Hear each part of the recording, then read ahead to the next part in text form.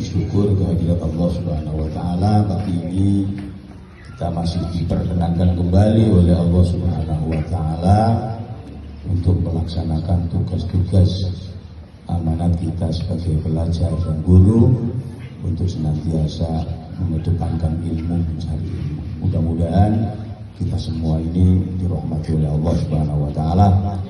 Dan tentunya salawat salam mudah-mudahan tetap tercurah limpahkan kepada figur sentral kita baginda Nabi Muhammad SAW. Anak-anakku semuanya yang dirahmati oleh Allah, sering kita mendengar dan tentunya yakinlah bahwa Allah senantiasa akan memberikan rahmatnya kepada siapapun yang berharap ridhonya, senantiasa melaksanakan apa yang diperintahkan oleh Allah dan menjauhi hal-hal yang dilarang oleh Allah. Yakinlah rahmat Allah itu akan didapatkan. Rahmat Allah itu kasih sayang Allah Subhanahu wa taala. Dan karena itu anak-anakku, kembali tadi saya sampaikan, sering kita mendengar istilah manjadda wajada. Sering di telinga kita dengar istilah itu ya, manjadda wajada. Artinya kalau dalam bahasa kita, siapa yang semangat, siapa yang sergap ya. Siapa yang semangat, siapa yang sergap, siapa yang rajin, dia yang akan berhasil. Wajada, cita-citanya berhasil, semua yang ia inginkan berhasil kalau dia itu punya himmah, semangat yang kuat. Itu akan diberikan oleh Allah, tidak pandang bulu apakah anaknya orang kaya, apakah anaknya pejabat, apakah anaknya orang miskin. Dan rata-rata yang berhasil itu anaknya orang nggak punya, yang dimakan setiap harinya susah.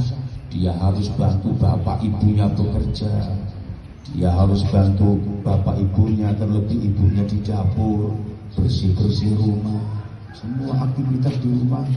Anak soleh itu senantiasa membantu. Nah ini rata-rata yang berhasil menjadi pejabat, berhasil menjadi apapun itu ya, ketika anak ini senantiasa membantu hal-hal yang baik di rumah dengan semangat, penuh semangat.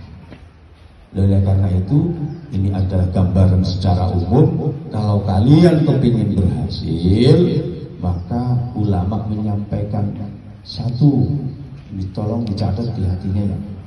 Ingin berhasil kamu ya di masyarakat, dihormati oleh masyarakat. Satu, alim tal adaba. Ini yang pertama. Belajar, pelajari, laksanakan yang namanya adab atau akhlak. Itu akhlak, contoh nempeleng temannya dari belakang, ini adab.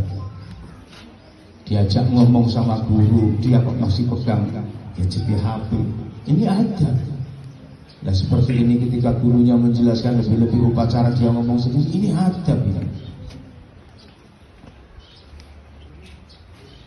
Kalian harus ingat, kalian harus sadar, setiap kalian berwudu itu, seluruh percikan air wudu, satu percikan itu akan percik lagi, sampai sekian percik, sampai percikan yang paling halus itu dalam kitab itu dijelaskan menjadi malaikat. Ini akan mendoakan kamu ini. Tapi ketika berbalik, kamu tidak sesuai dengan apa yang sudah dititahkan kamu pelajari kaitannya dengan adab, mereka akan berlari menjauh dengan kamu. Jadi kalian harus sadar, kalian harus ingat semuanya bahwasanya kita ini diberi oleh Allah yang setiap saat, setiap waktu akan mencatat diri kita. Sebelah kanan malaikat raqib, sebelah kiri malaikat atid. Setiap hembusan nafasmu itu ya, tolong. Orang nggak bisa jauh dengan yang namanya Al-Quran. Kenapa? Dan lintas Quran ini betul. Orang itu akan mulia ya ketika seluruh, maksudnya dirinya dikaitkan dengan Al-Quran. Contoh, plastik. Kamu tahu plastik yang berserakan di sana kemari, tidak ada harganya itu plastik. Walaupun plastik di sana itu di sana tidak ada harganya. Paling harganya berapa? Tapi ketika plastik digunakan untuk membungkus Al-Quran, dibuat sama Quran, maka harga plastik akan menjadi mahal. Sama kulit kambing pun demikian, tidak ada harganya. Paling pol dibuat rambak dia, atau paling pol dibuat itu terbang kulit kambing. Tapi ketika kulit kambing digosok, diremplas halus, diukir ya, kemudian dicat di pelitur, gunakan semak bungkusnya Al-Quran, maka kulit kambing pun akan menjadi mulia, menjadi terhormat. Begitupun manusia, apalagi manusia kalau dirinya dibungkus dengan Al-Quran, tingkahnya Al-Quran, ucapannya Al-Quran, ya, dia ngomong sama temannya Al-Quran, qaulun ma'rufun wa maghfiratun, qaulun ma'rufun, ngomong itu enak didengar. Ini kata Al-Quran. Lu dari mana lu? Dari sana Bu. Kan ngomongnya Al-Quran, qaulun ma'rufun, ngomong enak didengar. Itu sopone kamu bro, mamanya. Dari mana Mas? Dari sana. Kakak kelasnya dipanggil Mas. Kakak kelasnya juga ngomong baik. Itu kan di harapan itu jajan tanpa diminta oleh teman, dia tahu. Ini kan akhlak Al-Quran. Wa maghfiratun, dan pemaaf ketika ada temannya yang salah, dia mudah memaafkan. Ini akhlaknya kayak Rifan. Orang koncone nyala umpamanya di Rifan umpamanya. Ternyata Rifan besar hatinya, mudah memaafkan. Ngono ya ngono, tapi yo cok ngono. Rifan enak bahasanya, bahasa Al-Qur'an. Pertama apa? Qaulun ma'rufun, ngomong enak didengar. Yang kedua, maghfiratun, pemaaf. Khairun min shadaqatin yatba'uha adza, itu lebih bagus daripada kamu sedekah dengan emas sak gunung. Kan luar biasa. Intinya kan luar biasa. Intinya apa? Akhlak. Ayo senantiasa diri kita dihiasi dengan yang namanya Al-Quran. Insya Allah saya yakin anak-anak MTS Darussalam dengan adanya Bunung yang ngajar Al-Quran hadis, ya, ngajar Al-Quran hadis ya. Kemudian di sini ada Pak Ustadz Muksid, ada Bu Rosida yang senantiasa, ada Ustadz Asor, semuanya sudah di sini. Senantiasa mengajarkan yang kaitannya dengan masalah Al-Quran. Saya yakin MTS Darussalam ini namanya akan menjadi harum. Ya. Amin. Yang selama ini mungkin diomong mungkin selama ini MTS Darussalam itu nakal-nakal, itu kan dulu. Ya. MTS Darussalam enggak keren, itu kan dulu. Kalau sekarang keren. Nah begitu kan ya. Tentunya harapannya dengan doa-doa yang kita panjatkan, apalagi tiap pagi kita berdoa bersama ya. Semuanya mendoakan, gurunya didoakan, kalian juga didoakan. Hidup ini serasa indah ya. Tentunya dengan yang namanya kebersamaan.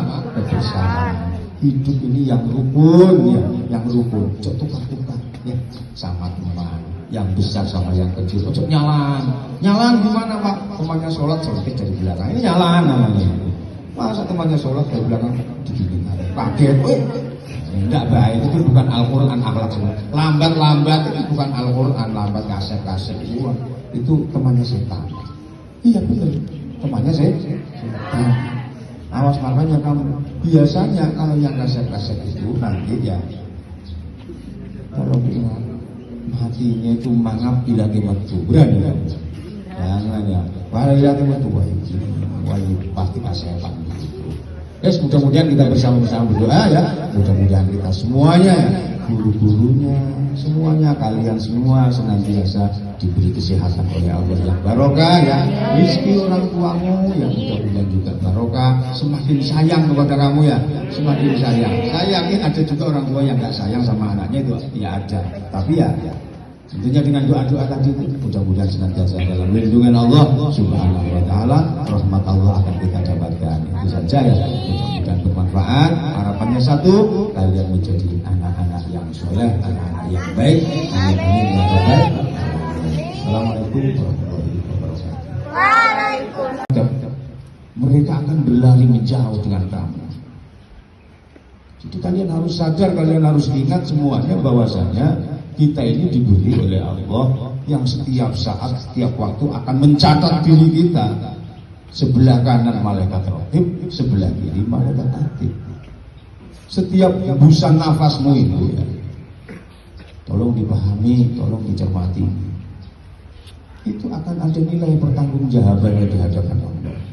Kerdipan matamu, satu kerdipan ini saja sudah ada tanggung jawab di hadapan Allah. Artinya apa itu semua? Ayo kita senantiasa belajar, terus belajar menata hati kita. Kadang kan ada memang ya, ketika seseorang ini dia itu yang mau guyon, tapi diguyoni nggak mau. Sehingga baginda Nabi menyampaikan, "Dullani ala amalin kita ambil tuh kita holkul jannah." Ada sahabat tanya, "Ya Rasul, bagaimana caranya saya masuk surga itu tanpa dihisab?" Seret langsung masuk ke surga. Apa jawab Nabi? Simpel aja jawab Nabi. Kun muhsinan, kata Nabi.